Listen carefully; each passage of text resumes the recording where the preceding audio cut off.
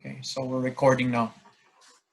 So strategy creation involves three basic strands. And the first is the planning side of it. And basically the formal strategic planning system. And of course, the cerebral planning, or in other words, the when leaders have to come out, not come out, but basically start to think about what are the various alternatives. Part of that strand will include the vision and the visionary leadership of the CEO, for example. And third, it is the emergent strategies, the incremental adaptive changes to the intended strategies. I guess what this really means, and the next slide will explain it, is yes, we do our planning and we often have what we call our intended strategies. And as we are trying to implement these intended strategies, we have the strategic paradigm. In other words, the mission of the company, the vision of the company, the types of businesses would be the portfolio, the competitive advantage part of thinking about what our advantage will be versus your competitors, selecting maybe your positioning, and even the various specific activities you need to do as you're implementing these strategies. But that's the intended strategy, but oftentimes the environment changes or your competitors will do something different, in which case you'll need to improve or adjust your strategy before you are able to achieve your vision. Okay, so in other words, all this really means is that yes, we plan an intended strategy in order for us to achieve our vision, but oftentimes this can change. The actual activities we're doing can change, and the entire strategy can change depending on how our strategies are being implemented. Maybe after implementing it for a couple of years, we find out that we're not successful. And we need to go back to the drawing board and change or improve these strategies that we're doing. Okay, so that's what we mean by emergent changes or emergent strategies. Okay, this is a very complicated slide, but I will urge you to focus on this box here with 4 basic themes or basic strategies, strategic themes that we go after. Okay, so the first quadrant here is what we call the market-driven, opportunity-driven strategy. And this is a forward-looking or a future-looking theme. We look at what's out there, how this market is forming. An example might be the electric car industry. And we're looking at the future and trying to predict what the market will be looking for in an electric car. So that's a market-driven strategy. The second might be an innovation type of strategy. So when you say innovation, it doesn't mean necessarily you're coming up with a new product. It could be an innovation of an existing product and you're simply adding more features to it. So, and it could also mean that you're trying to adapt to what's happening to the environment. So that is an adaptive emergent strategy. And we're also using innovation to counter whatever competitive moves your competitor has come up with. Now, the left-hand side here is more of looking at the current resource that we have, the current strengths that we have, and trying to maximize these strengths. So the perspective is today, and what do we have today, what our strengths are today. And also, another way to look at it is whether is this strategy coming from the bottom, or is it coming from the leader, the topmost leader? So generally, these top 2 quadrants here, competency and capability exploitation, market-driven and opportunity-driven strategy, these 2 are more coming from the leader. While looking at the bottom, which is an improvement-driven strategy or an innovation type of strategy, this is usually from middle management or even coming from the rank and file, ideas coming from the rank and file to try to improve the strategy. Okay, so again, this is a 4 basic approaches or themes. And again, many specific activities can fall under each of these quadrants. Okay, let's watch this video, which tries to identify the differences between business and corporate strategy. I hope it works.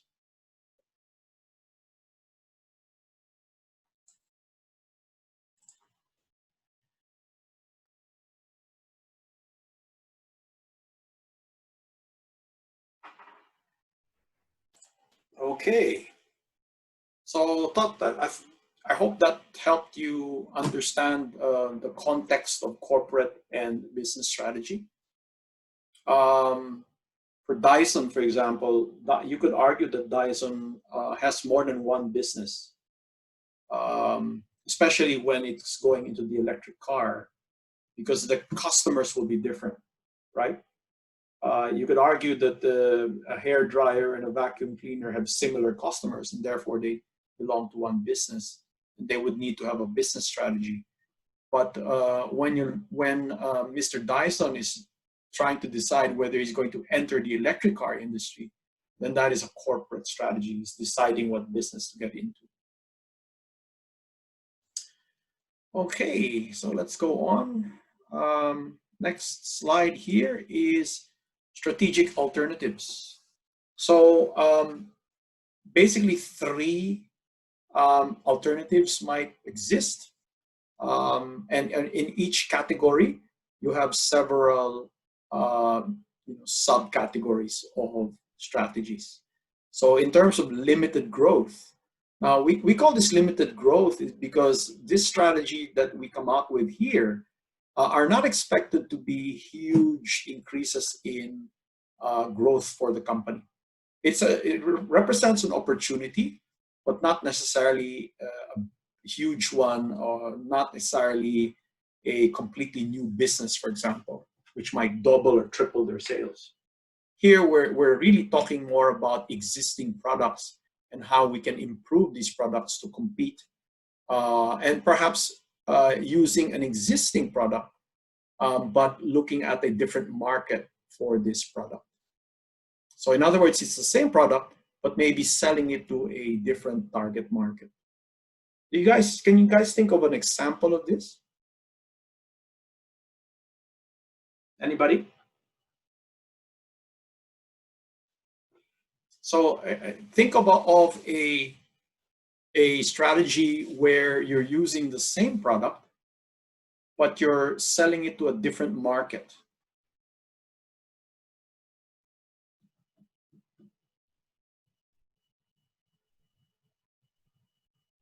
I've got one, if nobody wants to offer one. I've just thought of one, Gillette. So Gillette is a company, by the way, it's one of the businesses of Procter & Gamble.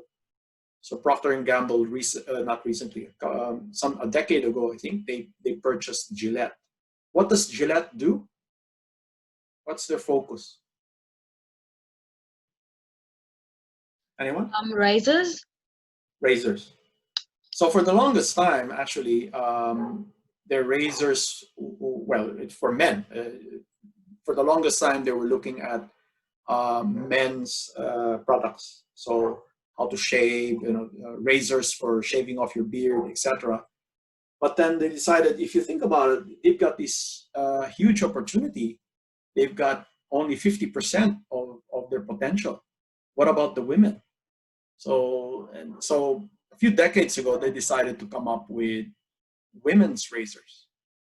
So, but for the longest time, nobody really thought about that. I'm not sure exactly what women use to shave. Or maybe what they used when they were shaving, they would just use their men's razor. They borrow their razor from their husbands or their partners, and then shave their underarm or whatever you want to shave for the ladies. But Gillette thought that if they can position their product and come up with a brand name that's more specific to women, they probably increase their sales. And in fact, that's what they did. So that, again, it's the same product. They just changed the color, made it pink, changed the brand name, and then sold it to women. So again, an example of market development strategic alternative. Now, in terms of substantive growth, this is really new businesses. So again, it's really corporate in nature, choosing a business you're going to get into that might have a very different set of customers. So again, these are ideas here would be horizontal integration, related diversification, or vertical integration, or unrelated diversification. I'm not sure if I've got an example of that. I might have. So, but basically, just to give you a very quick rundown on what these are, when you say vertical integration, what you're doing there is you are actually starting a business that's very much related to your existing business, but it's either an input or an output. So, for example, let me try to think about this. If you were Kohl's or Woolworths, your main business is retail. You are selling grocery products to consumers. And the other business, the business that supports your retail business is called a logistics company, in which case they would connect and bring the products from the manufacturer to the warehouses of Kohl's and Woolworths. So logistics company will have trucks and warehouses, and what they do is they transport products from the manufacturer down to the retailer. So a vertical integration might mean that instead of hiring a company to do that for you, you would instead have your own vehicles. You would have your own trucks and your own warehouses to store these products. You get them from the manufacturer and you store them in your own warehouse, the Kohl's warehouse. And then from there, you deliver to your retail stores around the country. So that is an example of vertical integration. In fact, that's what Kohl's has done. They largely own a lot of their trucks. They have their own warehouses for the most part. Although it's not 100%, they might have some suppliers that provide them with some services. But even going down to delivering their products, for example, that's the output side, delivering groceries to homes and using an online website for grocery purchases. That can be a form of vertical integration. They don't have to do that themselves. They can find other websites or retailers to retail from their products. But they vertically integrated by delivering straight to the customer using their own trucks. An alternative for them might be to disintegrate, not integrate, but the opposite of vertical integration, which would be to hire or to get suppliers or contractors to do deliveries for them. Okay, I'm not exactly sure if they're doing that now, although their trucks now are branded as Kohl's. So related diversification is going into a business that is very similar to your business. Okay, so that's an example of diversification. So for example, Gillette going into electric razors, you could argue that that is a related diversification. Okay. Horizontal integration would be similar to vertical integration, but it is not necessarily along the input and output dimension. Okay, so the other strategic category would be retrenchment. So here the strategy might be where you're simply trying to avoid closing down and you're trying to turn around your business that is actually losing money. Right? So that's a retrenchment type of alternative. Divestment is also part of that, which means getting rid of a business that you think is not doing well and selling it instead to another company who's willing to buy it from you. So let's go into limited growth strategies. Here are some specific alternatives to limited growth. One is retaining customers. So in other words, that's a general strategy, and your strategy is to make sure you do not lose customers to your competition. And that in itself, although you're using the same products, that may involve some form of innovation. So, improving the product, adding more flavor, for example, to a food product, or it could be a similar product with a different feature that is still marketing to your existing customers. So one other strategy, again, is coming out with a new product for your existing customers. An example of this is Uber and Uber Eats. So Uber knows that it's got a big market. It has a lot of customers that use them for their taxis or for their transportation. But by offering Uber Eats, they can maximize this. There's a lot of synergy between these two businesses, delivery of food. So they can use their existing Uber drivers to deliver food, and they can also use their existing customers by pitching to them delivery of food aside from transport. That's probably very crucial for Uber now because there are a lot less people moving around because of COVID. But Uber Eats is probably doing very well because of that situation. Another strategy would be trying to get more market share from your competitors. And one way you could do that, again, would be coming out with very specialized products. So if Coca-Cola comes out with a larger size Coca-Cola or a vanilla flavored Coca-Cola or cherry flavored Coca-Cola, that is just their way of trying to gain more market share by building more interest from other people who don't necessarily drink Coke, but now are willing to try it because it's a new flavor or a new size. And once they do that, they're actually increasing their market share. And of course, the Pepsi and the other competitive brands, if they don't have similar products, they would lose that market share to Coca-Cola. And that's what we mean by an emergent strategy. You may not have a vanilla flavored soft drink, but because Coke gets into it, you may be forced to go into something similar to protect yourself and avoid your market share being grabbed by this new product. So it's critical that you know the reason behind each strategy. So for example, if you're trying to develop your market, what are you trying to do? You're trying to modify to increase the attractiveness of your product to new segments or niches.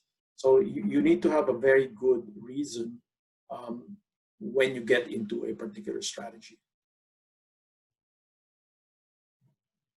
So innovation, there are four main forms of this. It could be in terms of new products, radically new, or a feature that extends the life of the product. One can argue that Coke No Sugar is actually a very similar product. It's not completely new. It's just replacing the sugar with another ingredient.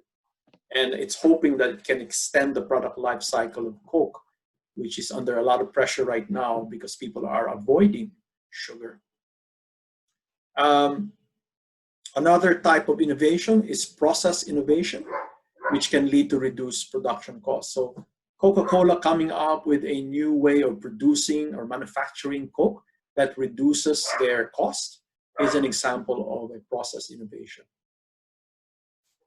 Other innovations that increase differentiation, a new and improved Coca-Cola, a new and improved laundry detergent. These are types of innovations that hopefully will help differentiate your product versus competition. Other innovations could mean organizational changes that can reduce cost or improve total quality. So structural changes of the organization is an example of this.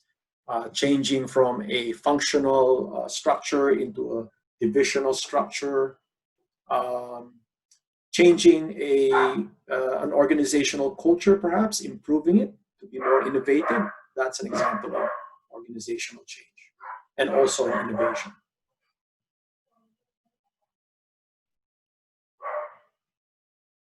All right, so summary of growth strategies. Growth can come from within, or what we call organic growth. So your company simply introducing new products, or your company coming out with a better sales and distribution network, which improves sales. That's an example of organic growth.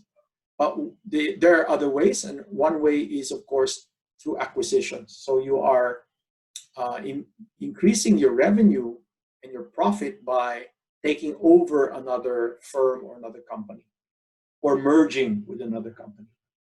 Right? So in fact, in a few minutes, we'll view a video wherein one appliance company eventually buys another appliance company and forms a larger company. It could be a strategic alliance. So strategic alliance, you partner with another firm. You don't necessarily buy each other. There's maybe no exchange of equity, but you decide to work together to come up with a new business idea, and you're capitalizing on the expertise of one company, and then using your own expertise to come up with a better product.